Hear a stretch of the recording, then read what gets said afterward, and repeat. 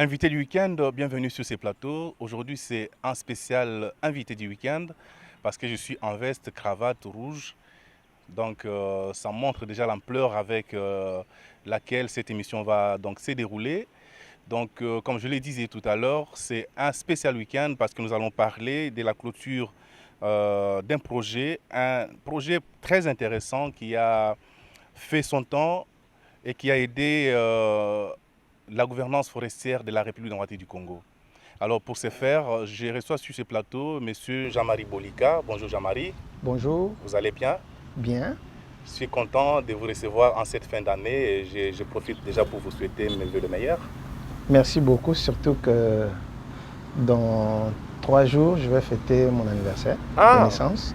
Ah, donc vous êtes Monsieur Noël? Bien sûr. Ah donc, mais vous ne m'avez jamais dit ça? Je vais fêter mes 51 ans. Oh là là d'existence. Bravo donc, Happy birthday to you. Happy birthday to you. Happy birthday to you, Jean-Marie. Happy birthday to you. Donc tout à l'heure, là, quand on va finir, on va prendre un verre, hein, comme ça. Merci voilà, beaucoup. C'est moi l'ambiance parce que, comme je vous ai dit, c'est une émission spéciale. Jean-Marie Bolika, c'est l'un des acteurs de la société civile, mais surtout qui a travaillé sur le projet qui s'appelle PGF, Programme Gouvernance Forestière de WWF, qui est une organisation internationale. Alors Jean-Marie Bolika, si nous devons déjà nous lancer dans le bain, PGF, c'est quoi et ça a commencé quand? Merci beaucoup. Le PGF, c'est le programme Gouvernance Forestière en République démocratique du Congo, qui est un projet piloté par le Fonds mondial pour la nature, un programme RDC, et qui a reçu le financement de l'agence norvégienne NORAD. Et donc ce programme-là a commencé en 2017, qui est en fait le programme, le relais du projet renforcement de capacité de la société civile qui a commencé de 2011 à 2016 et qui est aussi le prolongement du programme EMIS qui a commencé de 2009 à 2011. En fait, ce programme-là avait pour mission de renforcer les capacités de la société civile dans son plaidoyer en vue de l'amélioration de la gouvernance forestière en République démocratique du Congo et aussi renforcer les capacités de la société civile dans le cadre du suivi de la mise en œuvre des accords de clause sociale qui lient les entreprises forestières et les communautés locales et aussi appuyer les provinces dans la mise en place des conseils consultatifs provinciaux des forêts, mais aussi le réseau des peuples autochtones qui est le REPALEF et la coalition nationale contre l'exploitation illégale du bois dont la lutte contre la criminalité forestière. Donc, grosso modo, ce sont les principaux axes qui ont aidé à qui ont constitué en fait le squelette de ces projets. En fait, l'objectif allait aboutir à ce que les communautés locales puissent améliorer les conditions d'existence à travers ce programme qui est en fait, qui doit montrer que les forêts doivent jouer son rôle essentiel pour lutter contre la pauvreté et améliorer le bien-être des communautés. Très bien. Est-ce que bien avant que ces programmes soient mis en place, quel était l'état des lieux et aujourd'hui, comment évaluez-vous l'apport de ces programmes aux objectifs? Bon, il faut parler de l'état des lieux qui part du processus de la réforme forestière de 2002 avec le nouveau code forestier. Et avec le nouveau code forestier, l'État congolais devait s'en servir pour renflouer ses caisses à travers la fiscalité. Et à travers cette fiscalité, l'État trouve des moyens pour lutter contre la pauvreté. Donc, le secteur forêt, à travers la fiscalité, va devenir un levier pour que l'État puisse trouver des moyens pour améliorer donc son intervention auprès de sa population. Très bien. Alors... Et donc, à partir de là, plusieurs axes sont nés à partir de cette réforme. Vous verrez qu'il y a d'autres qui travaillent sur la foresterie communautaire, il y a d'autres qui travaillent sur l'aménagement forestier, il y a d'autres qui travaillent sur la RED et beaucoup d'autres initiatives qui sont nées dans les secteurs. Et aujourd'hui, l'État congolais a mis en place des instruments et des mécanismes, notamment les mesures d'application du Code forestier, qui devient aujourd'hui des instruments de régulation du secteur forêt. Voilà un peu brièvement ce que je peux dire par rapport à l'intervention de ce programme de gouvernance qui n'est autre qu'un des axes qui va dans le sens d'appuyer le gouvernement congolais dans l'amélioration de la gouvernance forestière au Congo. Et aujourd'hui, le projet touche à sa fin, donc c'est en 2020, clôture du projet. Êtes-vous satisfait des objectifs poursuivis à travers ce projet? Est-ce qu'on peut dire être satisfait, ou soit on a atteint des résultats, ou on n'a pas atteint d'autres. Mais il faut dire qu'un projet, on ne peut pas améliorer les conditions d'existence à travers un projet. Un projet de 3 ans ou de 4 ans, ce n'est pas quelque chose qui peut mettre en place des jalons qui vont améliorer durablement les conditions d'existence. Mais c'est quand même un point, un aspect. Il faut réfléchir dans le cas du programme, parce qu'un programme a plusieurs axes et prend une existence beaucoup plus longtemps possible. Et là, au moins, on peut dire on va faire des projections à long terme. Et par exemple, dans une échéance de 10 ans, on peut dire qu'on est parti du point 0 ou le point A vers le point B. Et là, au moins, mais dans 4 ans, bien sûr, il y a des résultats, mais ce n'est pas en 4 ans qu'on peut vraiment améliorer l'existence des communautés. Voilà. Mais les résultats, justement, parlons-en. Quels sont les grands résultats que vous avez obtenus? Les grands résultats, il faut comprendre que à travers ce projet, nous avions mis en place 5 conseils consultatifs provinciaux des forêts. Les 5 conseils consultatifs provinciaux des forêts deviennent des instruments, des cadres de concertation qui permettent à ce que, au niveau provincial, le gouverneur se saisisse des questions, des décisions forestières qui vont dans le sens de gérer durablement les ressources forestières. Et là, on a mis en place les 5 conseils dans la province de l'Équateur, de Mambré, dans la province de Maïndombe, dans la province de la Tchouapa, dans la province de la Chopo et dans la province de la Mongala. Et dans ces provinces conseils-là, aujourd'hui, dont les acteurs interviennent pour continuer notre travail. Par exemple, certains projets RAID qui sont dans la Mongala, des projets RAID qui sont dans Maïndombe, se saisissent de ces initiatives pour que les conseils qui ont été mis en place puissent continuer à travailler. Et ces conseils-là ont déjà mis sur la table des gouverneurs, par exemple des recommandations par rapport à la validation des systèmes de demande des forêts communautaires, ou alors ils ont mis en place des recommandations pour régler certains litiges ou des conflits qui sont nés dans la gestion des ressources forestières entre les communautés et les entreprises forestières. Okay. Et là, le gouverneur a pris des décisions qui vont dans le sens d'apaiser, d'apporter la paix et la coexistence pacifique entre les communautés, ou soit des mesures qui ont été prises en faveur des communautés. Et dans quelle province, par exemple, on a eu à prendre des décisions comme ça? Je vais prendre l'exemple de la province de Maïndombe, où un conflit vieil de 10 ans, le conflit entre Bokongo et la société Sodefort, a été réglé à travers ce projet.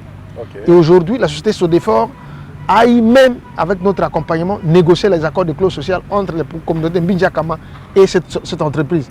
Donc c'est un conflit vieux de 10 ans que nous avions, à travers l'appui de ces programmes, résolu ces problèmes. Aujourd'hui, l'entreprise et les communautés ont une vision dans l'avenir à travers les clauses sociales.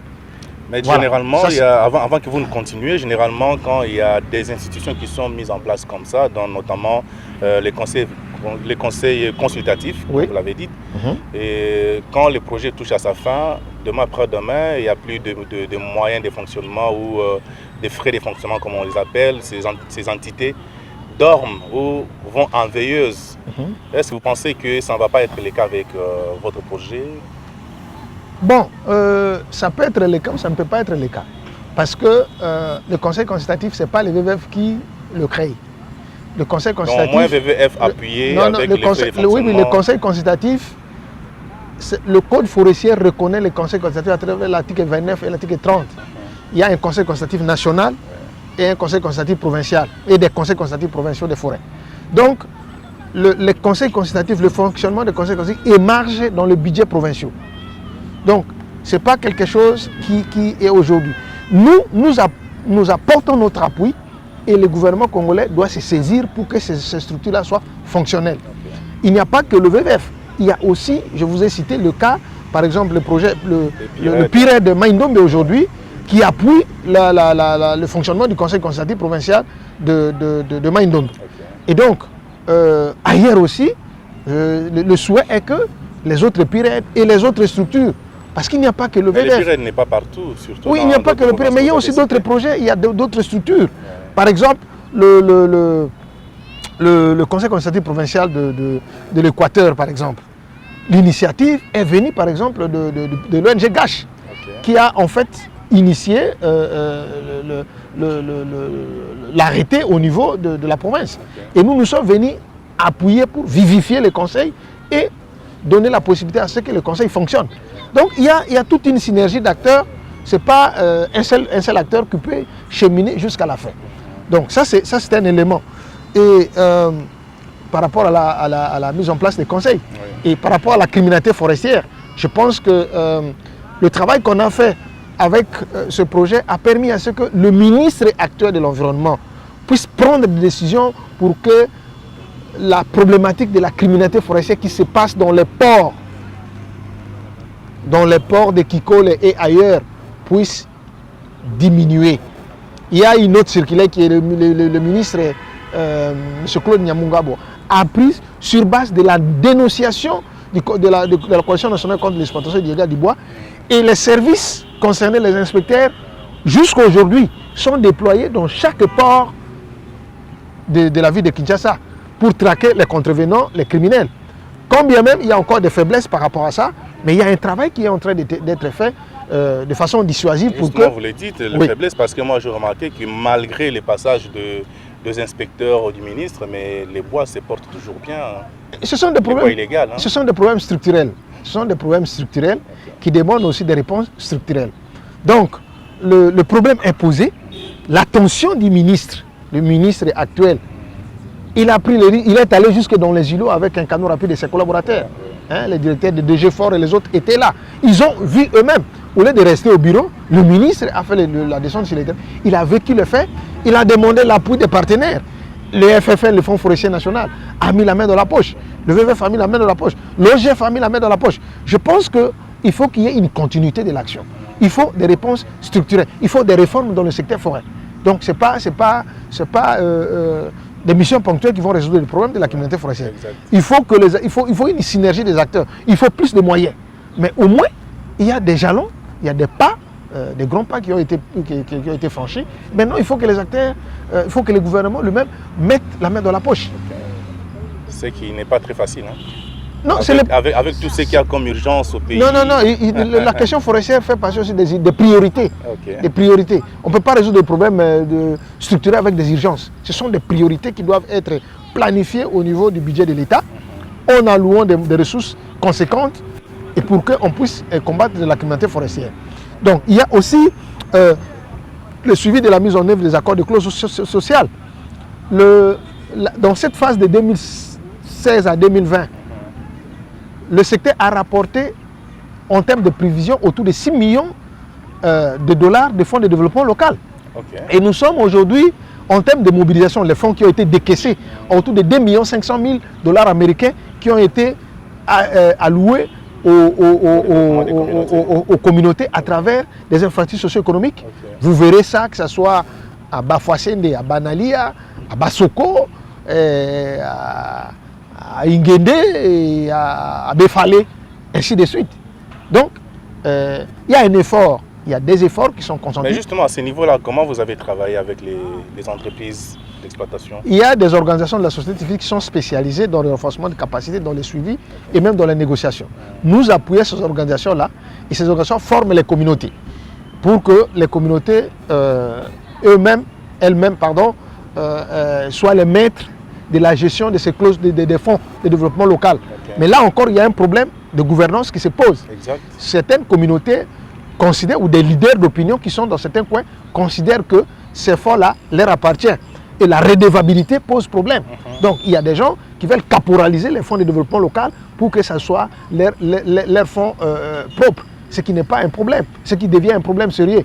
Là, il faut demander des comptes à l'administration des territoires, qui est en fait le président du comité le comité de suivi et les chefs de secteur à travers la nouvelle réforme. Ce sont eux qui doivent, en fait, ces autorités-là qui doivent suivre combien ça a été décaissé, et comment on a géré, et quelles sont les mesures, les sanctions à l'endroit des contrevenants. Je pense nous avions appuyé aussi la réforme et l'arrêté 023 a été réformé pour qu'il y ait un barème de sanctions à toutes les personnes qui volent ou qui détournent les fonds des communautés. Ça, c'est un élément. Un autre, c'est par rapport à l'appui que nous avons donné au REPALEF. Aujourd'hui, ce n'est pas un appui qui a commencé par le programme de gouvernance, mais qui a commencé depuis 2010 à travers la mise en place du conseil du réseau des populations autochtones, le REPALEF. Aujourd'hui, le REPALEF a un cadre légal, la loi sur les peuples autochtones, qui devient aujourd'hui un cadre légal qui permet aux peuples autochtones de revendiquer leurs droits. Le peuple autochtone, à travers cette loi, aujourd'hui, a l'accès gratuit à l'éducation. Le peuple autochtone, aujourd'hui, à travers cette loi, on reconnaît les terres autochtones. Les peuples autochtones ont maintenant des droits d'accès à la santé. Mais ça, ce n'est pas seulement le mérite des VVF, hein, quand même. Non, j'ai dit, ce n'est pas le mérite de VVF. Ouais. Nous sommes des acteurs, une synergie d'acteurs qui interviennent dans l'accompagnement des peuples autochtones. Okay. Donc, ce n'est pas seulement le travail de VVF.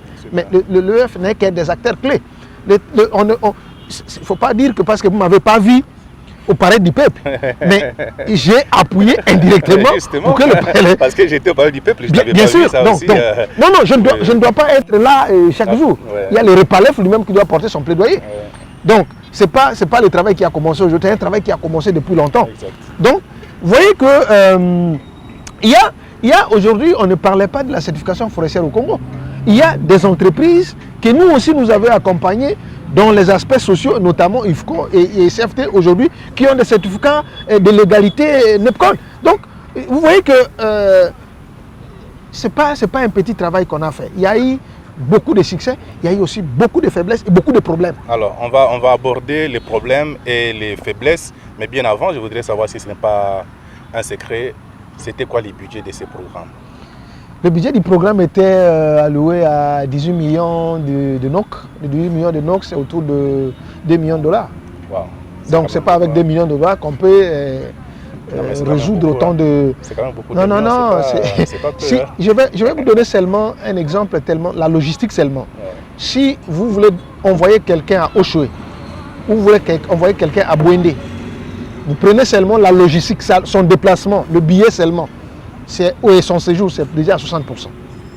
Donc, si vous avez donné 10 millions, donc 10 000 dollars à quelqu'un pour aller accompagner les communautés, vous avez déjà des problèmes seulement avec votre logistique. Donc, si le billet d'avion, s'il n'y a pas une concurrence au niveau du secteur aérien, donc on aura toujours des problèmes. Donc, voilà un peu... Mais déjà, justement, là vous avez anticipé ma question, c'était de savoir... Très souvent, on dit que lorsqu'il y a un projet qui arrive, plus ou moins 60% de l'argent de ces projets va dans les comptes. Quand je dis dans les comptes des experts, ce n'est pas seulement que c'est de l'argent qui est détourné, mais c'est plutôt que les paiements de ceci, les frais d'émission, les ceci, les cela. Et les 40% qui restent, c'est ceux qui vont sur le terrain pour travailler, pour appuyer soit les communautés, pour faire le travail réel. Du projet. Cela était aussi le cas avec votre projet. Mais je vous ai expliqué la réalité des faits. Vous n'allez pas demander. Vous savez que l'expertise, aujourd'hui, c'est au niveau de la capitale qu'on a l'expertise. Mais je vais peut-être vous surprendre que cette année, l'année 2020, nous avions même suspendu les formations au niveau national. Nous avions organisé des formations décentralisées au niveau des Inongo, où les experts locaux qui, de temps en temps, nous accompagnons, ont quand même réussi une formation décentralisée en ligne, qui a permis à ce qu'ils puissent travailler en dehors, en mettant de côté les experts d'ici. Et c'est aussi pour diminuer le coût.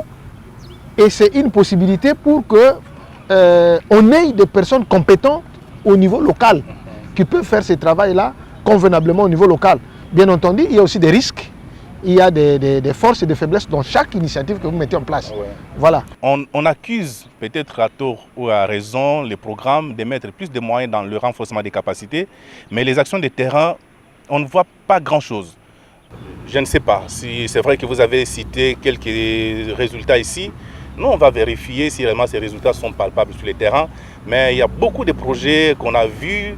Quand vous partez sur le terrain, il n'y a absolument rien, mais à Kinshasa, il y a trop de bruit. On a fait ceci, on a fait cela, mais sur le terrain, il n'y a rien. Donc, je ne sais pas si ça va être le même problème avec votre projet. Bon. Très bien, ça c'est une très belle question. Et je crois que vous avez déjà eu la réponse de mon côté. Dès lors que les questions logistiques, écoutez, s'il y avait, vous savez, avant quand les gens allaient à Dubaï ou en Chine, le billet on le payait à combien? C'était au-delà des 1000, hein, 1200 ouais. par les compagnies que vous connaissez. Ouais. Je ne fais pas la publicité des compagnies. C'était autour de 1200. Mais quand il y a eu concurrence, le billet pour aller à Dubaï ou en Chine, maintenant c'est à combien? 600. Voilà. Ouais. Donc, il y a des choses que seul l'État peut résoudre, peut trouver des solutions. Okay. Si aujourd'hui, les billets pour aller à Bouende ou à Inongo coûtent $200, si ça coûte ça $50, ça veut dire que les coûts de la logistique vont sensiblement diminuer. Demandez aux agences des Nations Unies. Ils vont vous dire la même chose. Et au moins, ils ont même des coûts calculés au kilomètre. Ils ont mis même à la Banque mondiale, ils vont vous dire. Donc, la question, l'accessibilité de la RDC pose problème. Alors que toutes ces questions-là, on pouvait résoudre. Je voudrais vous dire que si la route qui va vers Mbandaka était opérationnelle, nous pouvons prendre notre véhicule, le véhicule qui est venu me déposer ici. Je peux prendre ce véhicule-là de VVF et m'amener jusqu'à Inongo. Vous voyez? Et aller jusqu'à Mbandaka avec ce véhicule. Vous verrez que le coût, les dépenses que nous allons engager sur le plan logistique vont diminuer. Vous voyez? Donc ça, ce n'est pas le problème du projet. Ça, c'est des problèmes structurels que l'État doit résoudre. Donc, ne posez pas la question de savoir pourquoi alors on va amener là-bas, les communautés vont peut-être bénéficier 40% et que... Ouais, même moi, hein. Moi j'ai exagéré peut-être. Bien sûr. Donc, vous allez voir qu'il y a des problèmes structurels qui ne permettent pas à ce qu'on puisse trouver des solutions à certains problèmes qui se posent auprès des communautés. Quand cela ne tient, il y a des efforts. Il y a des efforts. Il y a des efforts parce que si on laissait qu'on ne fait rien, ça sera toujours des guerres, des conflits entre les communautés et les entreprises. Et n'oubliez pas que ces communautés-là font partie d'une frange de la population congolaise qui ont longtemps protégé ces forêts et qui ont droit aux bénéfices. Et ces entreprises-là qui existent là-bas, qui sont des contribuables du gouvernement congolais, qui doivent aussi fonctionner pour maximiser les bénéfices et payer les impôts. Donc, si vous avez des initiatives qui vont dans le sens d'accompagner et les opérateurs économiques et les communautés, il faut les soutenir. Exact. Voilà. Alors, comment ça a été votre marche avec le gouvernement? Parce que je sais que quand un projet vient comme ça, connaissant mon gouvernement, je sais qu'à un moment donné, ça bloque, parfois ça marche. Ça a été aussi le cas avec le projet PGF. Bon, au niveau du gouvernement central, on n'a jamais eu de problème avec le gouvernement central. Okay. Mais peut-être qu'il peut y avoir des problèmes au niveau local. Parce que s'il y a un expert... Bon, en fait, généralement, c'est des missions mixtes qui prennent les agents de la Direction générale des forêts, qui sont du ministère de l'Environnement, qui font des missions mixtes avec la société civile. Mais quand ils arrivent en province, le gouvernement provincial aussi pose problème. Il dit, mais vous êtes venu là-bas et moi aussi je dois faire partie de la mission. Mais alors que la province a un budget, mais il vous dira, non, moi je dois me greffer dans ce budget-là. Et souvent, il vous dira, non, ben, comme vous n'allez pas... Vous ne voulez pas que nous puissions, vous n'avez pas alloué des fonds pour que un des membres du cabinet puisse se déplacer, alors la négociation n'aura pas lieu. Alors que le gouvernement congolais oublie, le gouvernement provincial oublie que la clause sociale qui est là, qui est négociée, en train d'être négociée entre les communautés et l'entreprise, c'est en sa faveur. Parce que le col, si le PSP a des ressources ou il y a encore des difficultés pour aller construire une école à Bafouassende et que le Fonds de développement local contribue à construire une école, c'est à l'avantage de qui? De l'État, bien sûr. À l'État congolais. Je vais vous dire qu'à travers, seulement pour ces 4 ans, il y a au moins 120 écoles construites ou réhabilitées. Ok. N'est-ce pas? Alors, faites les calculs avec les 1000 écoles qu'on avait projetées. Vous voyez? Donc, c'est quand même une contribution qu'il faut soutenir. Alors que dans l'œil du peuple congolais, on croit que toutes les écoles doivent être conçues par les PSP. C'est ça. Alors qu'il y a des initiatives qui viennent du ministère de l'Environnement, qui vont aussi dans le sens d'améliorer l'éducation et répondre aux objectifs de développement durable. C'est ça. Qui prennent en compte l'accès à l'éducation et l'accès à la santé. Donc vous voyez maintenant une complémentarité. Et tout ça, c'est le succès, ce qui gagne. C'est l'État congolais. Donc si je comprends bien, les 100 écoles qui ont été construites ou réhabilitées, c'est dans le cadre de ces projets? Oui, nous avions accompagné les entreprises. Nous avions accompagné les communautés qui ont réussi à négocier les accords avec les communautés. Et les fruits de ces accords ont abouti à la construction des écoles ou à la réhabilitation. Je sais que là aussi, il y a un problème. Il y a aussi des problèmes. Certaines écoles qui ont été construites ne sont pas dans les standards tels que reconnus par... Mais il y a d'autres qui respectent les standards. Il y a même des chefs de groupement qui ont bénéficié des centres de santé. Des bâtiments. Il y a certaines provinces aussi qui ont bénéficié, les chefs de groupement qui ont bénéficié des centres et des marchés.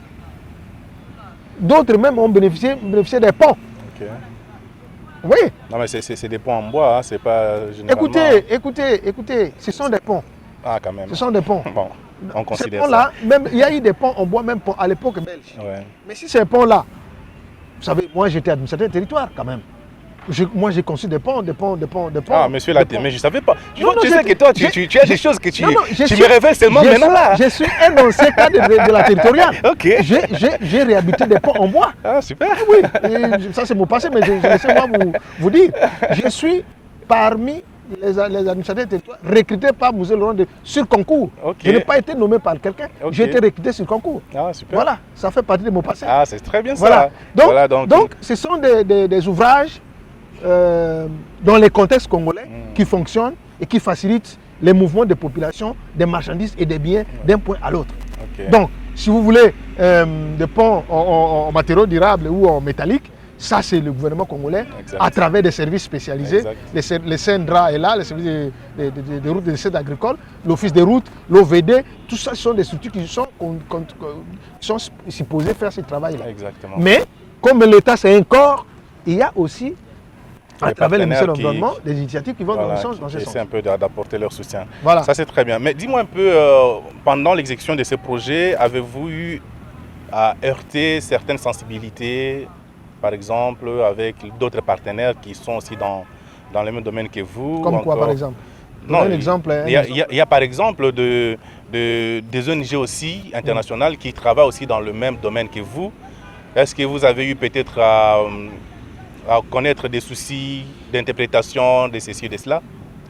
Bon, en tout cas, dans le cas de mon projet, moi, je n'ai pas eu de problème avec une ONG internationale quelconque. Écoutez, ça, c'est notre terrain. Ce sont les ONG, nous sommes une ONG internationale. D'autres, ce sont des ONG internationales. Nous nous retrouvons. Mais je ne peux pas m'en passer parce que telle ONG a apporté critique par rapport à mon action. Ça, il ne faut pas. Mais écoutez, si quelqu'un vous critique pour améliorer, où est le problème? Il faut que quelqu'un aussi ait un regard sur ce que tu fais, Alfred. Vous croyez que ton émission Environ News est plus que les autres émissions qui passent dans d'autres chaînes? Pas du tout. Non, mais quand même. Mais c'est une émission qui apporte un plus dans le secteur forêt-environnement. N'est-ce pas? Et donc, c'est santé. Et qui est lu?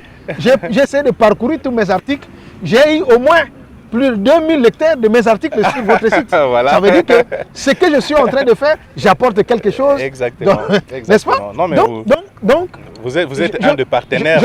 Je ne suis pas meilleur, mais je suis parmi les acteurs. Exact. Voilà. Exact. Non, vous avez totalement raison. Alors, allons-y maintenant dans les difficultés. Quelles sont les difficultés? Quelle a été la nature des difficultés que vous avez rencontrées? Les premières difficultés, c'est d'abord l'accessibilité. Okay.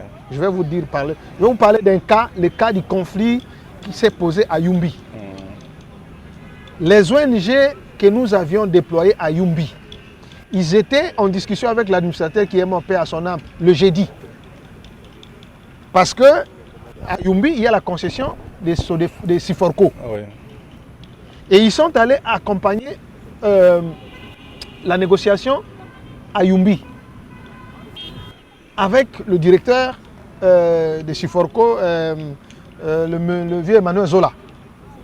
Mais le jeudi, ils étaient avec l'administrateur et l'administrateur dit, les amis, je vous demande de quitter parce que la situation n'est pas bonne. Ils ont quitté Yumbi jeudi pour arriver prendre leur avion à Nyoki. Ils sont arrivés le samedi, sous la pluie. Et le samedi, l'administrateur du territoire a été tué. Et quand ils sont arrivés à Nyoki, c'était pendant la campagne électorale. Ils étaient débarqués à plus de 5 fois. Voilà. Et tous ces coûts qui étaient imprévus ont été imputés dans le projet. Ça, c'est un cas. N'est-ce pas? Alors, qui est un cas malheureux. Bien sûr. D'autres, je parlais de l'accessibilité et l'insécurité. Il y a des concessions forestières qui se trouvent aussi vers Béni. Et nous ne pouvons pas, on n'avait pas accès. Ouais.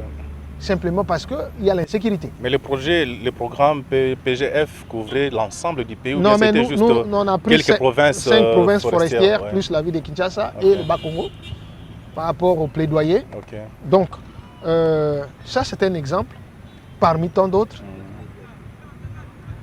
Peut-être aussi l'incompréhension de certaines autorités locales qui, en principe, nous confondent au gouvernement congolais, qui croient peut-être que lorsqu'on vient installer un conseil consultatif, on croit que c'est une initiative de BBF. Alors que nous tirons que ce qui est du code forestier, Exact. donc qui est une décision du législateur congolais. Et nous disons, parce que nous avons un partenariat formel avec le ministère de l'Environnement, alors nous aidons à ce que cette initiative soit fonctionnelle. Parce que le conseil devait fonctionner depuis. Et la Banque mondiale a mis en place à travers le projet, Forêt et Conservation de la Nature, avant le démembrement des provinces. Et nous sommes venus profiter de cette expérience de la Banque mondiale, parce que vous avez posé la question des acteurs. C'est pour vous dire que nous travaillons en complémentarité. Nous avions aussi hérité l'expertise de la Banque mondiale. Okay. C'était des acteurs de la société qui ont été formés par la Banque mondiale. Par exemple, M. Nzabi Ambandaka, qui est allé appuyer l'installation du conseil de Bouende et de Lissala. Des acteurs que j'ai trouvés à Kisangani, comme Océan, avec M. Cyril Adebou, qui ont appuyé l'installation du conseil consultatif de la Chopo. Vous voyez? Ouais. Donc, c'est une complémentarité. Donc, c'est pas, un seul doigt ne peut pas laver Mais le visage. à part ces difficultés justement d'accessibilité Le budget, et les les moyens. incompréhensions, Les moyens. Ok. Les moyens. Mais les moyens, vous en aviez quand même des millions. Non. C'est pas des mille, hein. Vous avez posé la question aux gens qui travaillent dans le secteur forêt. C'est pas avec Donc si je prends 2 millions divisé par 4, ça fait $500 000 que vous gérez chaque année. Hein. Oui, mais 500, c'est rien. C'est pas une enveloppe qui va résoudre les problèmes des communautés à travers les 5 provinces. Ok. Mais c'est une contribution. Donc, il y a aussi le problème de renforcement de capacité. Dans certaines provinces, il est difficile de trouver des acteurs. Ok. Vous allez, par exemple, à Kisangani, vous verrez que l'existence de la faculté des sciences, qui a produit beaucoup d'ingénieurs forestiers et d'écologistes, il est facile de travailler à Kisangani que de travailler à Bouende. Ok. N'est-ce pas? Ça, c'est vrai. Ouais. À Bouende, à Mbandaka, par exemple, vous allez trouver les gens qui ont fait le LISDER, qui sont beaucoup plus compétents pour travailler avec nous. Vous voyez, qui s'adaptent facilement dans les questions de gouvernance forestière, avec discussion avec les communautés, qu'ailleurs. Et comme Maïndombe, c'est avec Mbandaka, il se complète, c'est le même paysage, c'est le même culture, c'est peut-être les gens qui ont étudié en Mbandaka et qui viennent en relais. Okay. Et Lissala, avec Kisangani, c'est presque le même espace. Donc voilà un peu le problème. Ce qui n'est pas le cas. Est-ce que très souvent vous étiez obligé de prendre les gens sur Kinshasa, les amener? Oui, parce que à Bouende, vous ne trouverez pas 5-6 ingénieurs forestiers. S'ils sont là, peut-être qu'ils sont utilisés par les entreprises forestières. Ok. Ah, d'accord. Ah, je comprends maintenant. Et vous verrez que là où, par exemple, le projet AGDIFOR, qui était un projet financé par l'Agence française de développement, qui a travaillé dans l'aménagement forestier, qui a aussi formé beaucoup de cadres du ministère de l'Environnement. Là où il n'y a pas ces projets, il est difficile de trouver des compétences. Okay. Par exemple, à Bouende, je reviens encore sur le cas de la Chopa. Mais vous trouverez des gens à Kisangani, vous trouverez des gens en Bandaka. Mais au courant de ces projets, justement, de ces programmes, vous avez eu à travailler plus avec la société civile. C'était votre choix ou bien Non, les fonds NORAD, les fonds que nous avons bénéficiés, ce sont des fonds NORAD, des fonds destinés à la société civile. Ah, ok. Donc, ce n'est pas les fonds qui sont destinés à d'autres acteurs. Ok. Ce sont des fonds de la société civile. Ah, super. Voilà. Et voilà, donc vous avez eu justement à travailler avec la CNCIB, vous avez appuyé également certaines autres organisations, les PALEF. ONG, Voilà. la société civile. Et aujourd'hui, pensez-vous que toutes ces organisations gardent encore ou bien vont pérenniser les acquis de ce projet? Bon, bien sûr que oui. Parce que qu'est-ce que j'ai constaté? Les gens que moi j'ai trouvés quand j'ai pris mes fonctions au VVF en 2011, la plupart ne travaillent pas avec moi aujourd'hui. Ils sont déjà partis, ils occupent des fonctions, ils ont légué les tâches de monitoring à leurs collaborateurs. Moi, quand je suis arrivé en 2011, j'ai trouvé des gens qui venaient de Océan ou de GTF ou d'avocats verts ou bien de l'ONG de mon frère de Codelt, aujourd'hui qui ne font plus ce travail. Simplement parce qu'ils ont pris un autre niveau, ils ont eu d'autres compétences, ils assument d'autres fonctions, ils ont préparé la relève et ce sont les jeunes qu'on est en train de former. Donc c'est une mosaïque. On a formé une mosaïque. Aujourd'hui, dans aucune réunion de la société civile ou du ministère de l'Environnement, vous verrez les acteurs que nous avions travaillé avec. Ça veut dire que notre apport est significatif et les fonds de NORAD ont amélioré les compétences de l'organisation de la société civile au Congo, que ce soit par nous ou d'autres acteurs qui bénéficient de ces fonds. Et vous, généralement, quand vous dites, oh voilà, on a fait ceci, c'est avec qui on a travaillé, ne sont plus là, donc je commence à me dire, vous aussi, vous voulez partir ou quoi? Non, ça c'est ma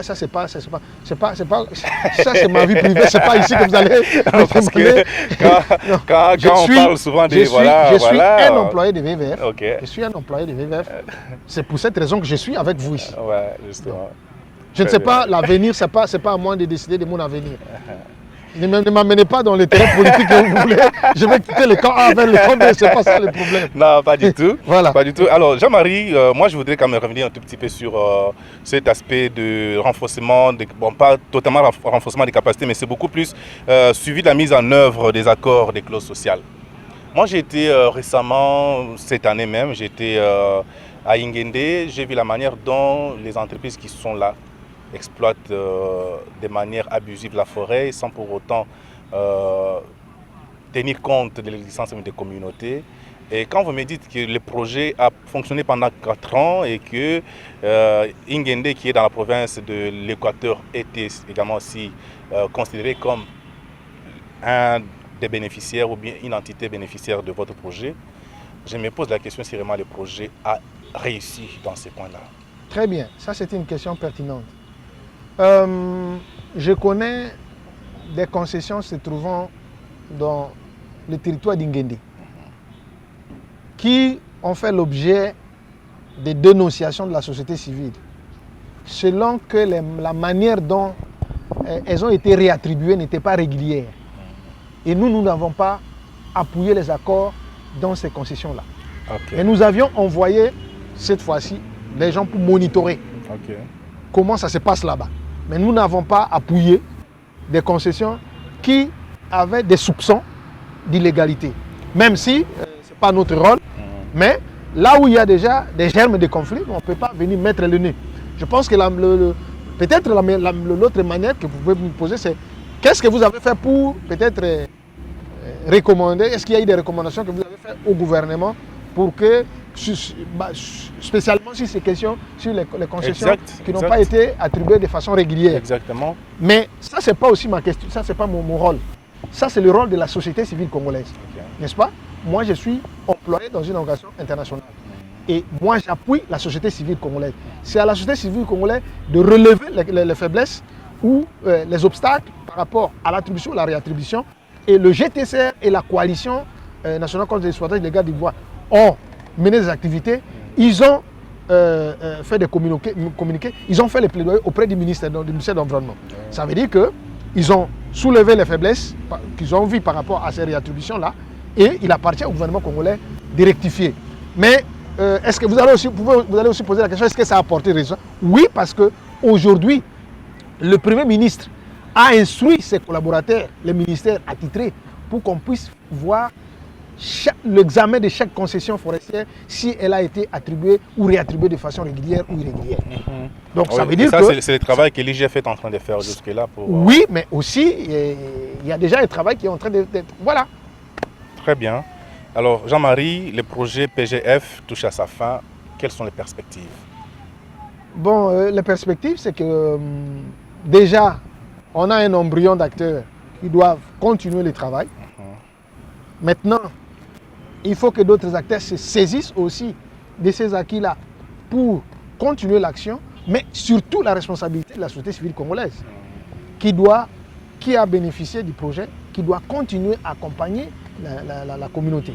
Moi, j'ai vu des relais locaux qui n'ont pas de bénéfices, qui n'ont pas de moyens et qui continuent à faire des alertes. Hein? C'est ça le problème. Et nous, en tant que Congolais, nous devons aussi cesser nous devons nous autonomiser. Donc on ne peut pas être à l'université 50 ans. On est à l'université pendant une période et après l'université, on fait quoi? On va travailler. On travaille. Ouais. Donc vous n'allez pas dire non parce que je vais continuer à étudier. Non. Vous allez étudier jusqu'à quand? Vraiment. Donc il faut que ces organisations-là puissent tirer le bénéfice de ces formations-là pour évoluer de leur propre volet, de leurs propres aides. Très bien. Alors Jean-Marie, nous tendons pratiquement vers la fin de cette émission spéciale, comme je l'avais dit au départ. Et il était question pour nous de pouvoir faire un tour dans le programme PGF, donc programme gouvernance forestière qui a été mis en place par le VVF et que vous avez géré. Comment pensez-vous votre gestion? Ça, il faut demander aux auditeurs. Les auditeurs viendront auditer le projet au mois de février et ils vont relever les forces et les faiblesses de la façon dont nous allons gérer les finances. Et ça relève vraiment de la responsabilité. C'est à l'interne. Non, c'est un audit externe. C'est pas un audit interne. L'audit interne, il y a un contrôleur financier au VVF qui voit si les procédures ont été respectées ou n'ont pas été respectées.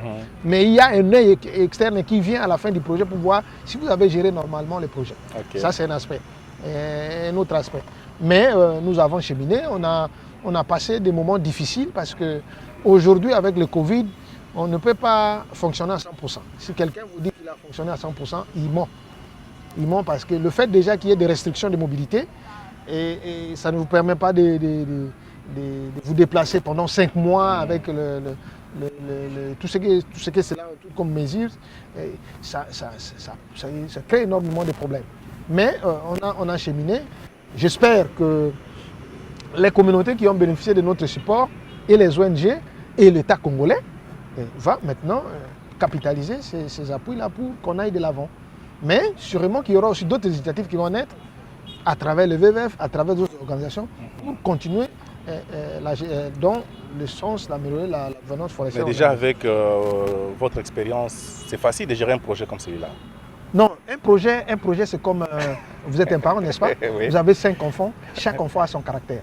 Donc chaque projet est géré selon les contextes. Le projet qu'on a géré de 2011 à 2016 était dans un autre contexte. Ouais. Le projet de 2016 à 2020 avec justement, c'est toutes les pressions politiques. Là, il faut regarder notre matrice de risque. Ouais. Quand on construit un projet, il y a la matrice de risque. Et tout ça, on prévoit. Mais on vous dit comment vous allez mitiger ça quand ça arrive. On essaye, on trouve des mécanismes pour mitiger, mais finalement, la mitigation ne peut pas être à 100%. Exact. Il y a toujours des problèmes qui se posent. Et quels sont les bons souvenirs que vous gardez de ces projets? Oh, les bons souvenirs. Je vous dis, sans il y en a plusieurs. La main au cœur, qu'un gouverneur a signé l'arrêté sur la mise en place du conseil consultatif à l'aéroport. C'est le gouverneur de la Chopo qui s'appelait Aoussai? Non. Oh là là. Lomata. Le gouverneur Lomata a signé l'arrêté à l'aéroport. N'est-ce pas? Le gouverneur Ngundu de Mongala a signé l'arrêté dans 2 jours. J'ai fait une semaine à Lissala, il a signé l'arrêté dans 2 jours. Celui de Mbandaka, il m'a accueilli, il m'a reçu sous la pluie.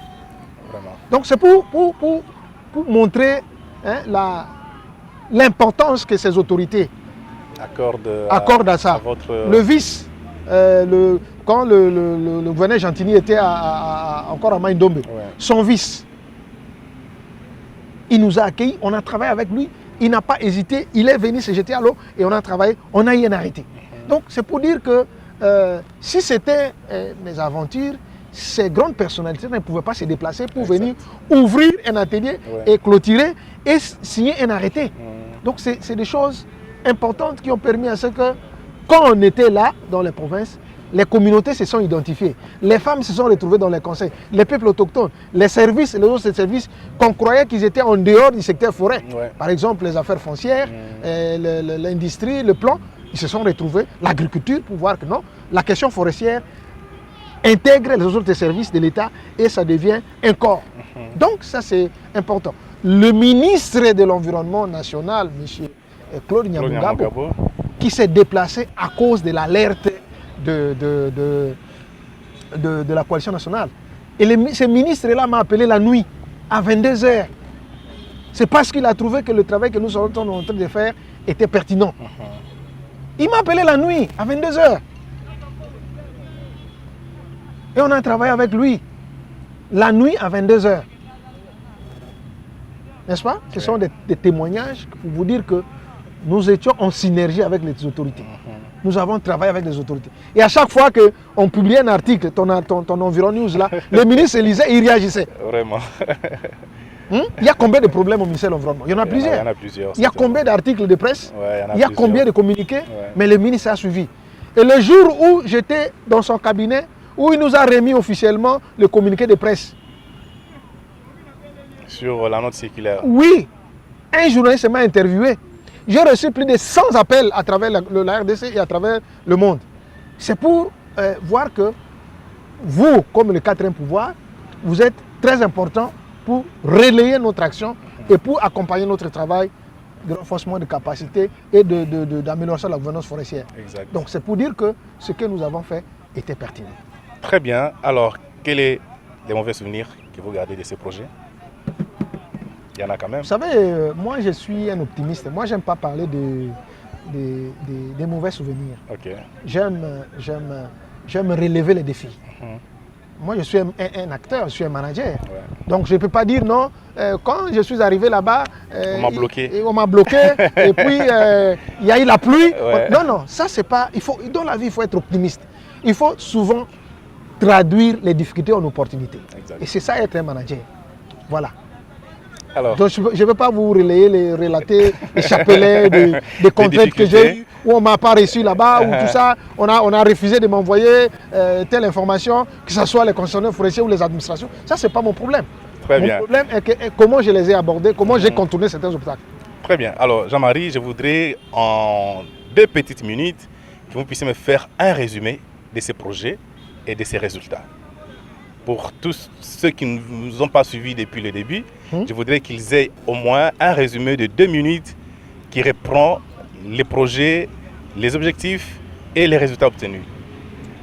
Bien, mais en 2 minutes, ce sera difficile. Moi, je vais essayer de faire. Essayez. D'abord, les grands résultats. Je vais vous évoquer la mise en place de 5 conseils consultatifs provinciaux, dont l'Équateur, la Mongala, le Maïndombe, la Tchopa et la Tchopo, et qui ont abouti à la résolution des conflits et aux recommandations au gouverneur, notamment sur l'acquisition, la demande des forêts communautaires et la résolution des conflits, que ce soit au Maïndombe, à la Tchopo, parce que le conflit qui oppose le parc du Maniema, qui est le parc qui est à cheval entre Maniema, le Malomami qui est à cheval entre la province de la Tchopo et de Maniema, a fait l'objet d'une discussion dans le conseil consultatif et avec des recommandations pertinentes. Il y a le soutien à la lutte contre la criminalité forestière où, à travers notre appui, les services étatiques ont réussi à saisir plus de 3000 mètres cubes de bois dans le port de Kinshasa et qui ont apporté de l'argent en termes de taxation des amendes transactionnelles au trésor public.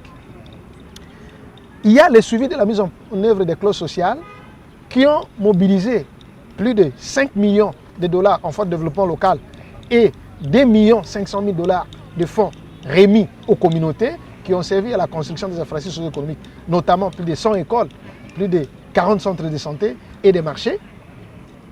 Il y a un site web qui est aussi opérationnel. Ok. Il y a l'appui à la certification qui a abouti aujourd'hui à des certificats de légalité NEPCON pour la société CFT et la société IFCO. Donc, brièvement, et aussi le support que nous avons donné qui aboutit aujourd'hui à ce que les peuples autochtones aient une loi.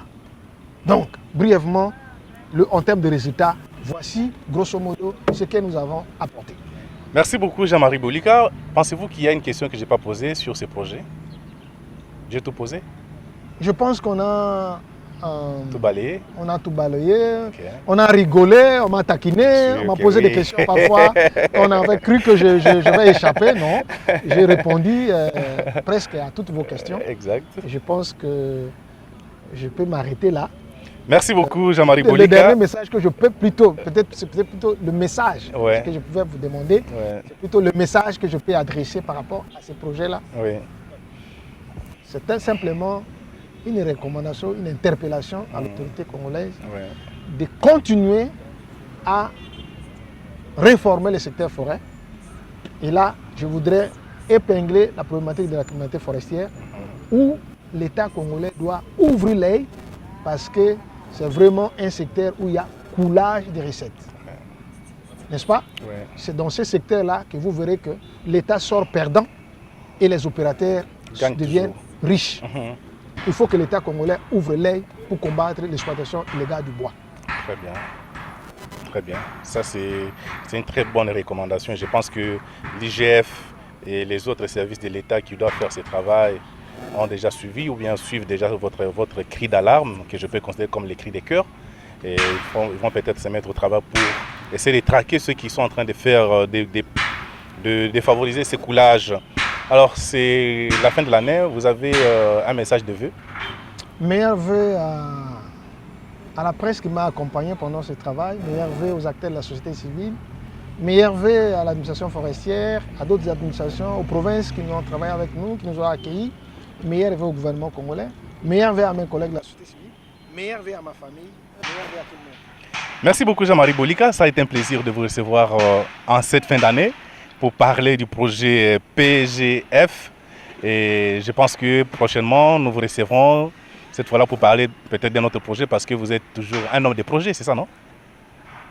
Je suis un acteur, je ne suis pas un homme de projet. Je suis un acteur. C'est très bon, bien sûr. Vous êtes un acteur, mais très souvent, vous avez toujours des projets que vous pilotez de temps à autre. Donc, j'imagine que demain, je vous recevrai pour parler, voilà, pour parler de notre projet, certainement, si Dieu le veut. Voilà. Alors, Jean-Marie, merci beaucoup pour votre disponibilité et nous vous fixons rendez-vous prochainement sur ce même plateau. Cette fois-là, peut-être l'année 2021, pourquoi pas. Et voilà. Donc, quant à moi, je vous dis aussi merci pour avoir suivi cette émission. Si vous avez des questions à poser, n'hésitez pas à nous les envoyer par le numéro de téléphone qui est sur l'écran, mais aussi à travers notre adresse mail infos@environnews-rdc.org. Donc, toutes les préoccupations en direction de Jean-Marie Bolika sont les bienvenues et nous allons les répercuter à lui pour qu'il nous donne des réponses. D'ici là, portez-vous bien. Je vous souhaite une heureuse année 2021 et à la prochaine. Bye bye.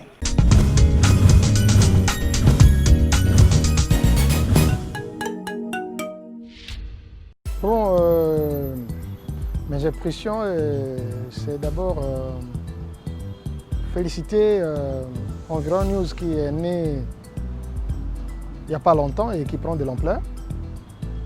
Et que les impressions et les souhaits, hein, beaucoup plus ce que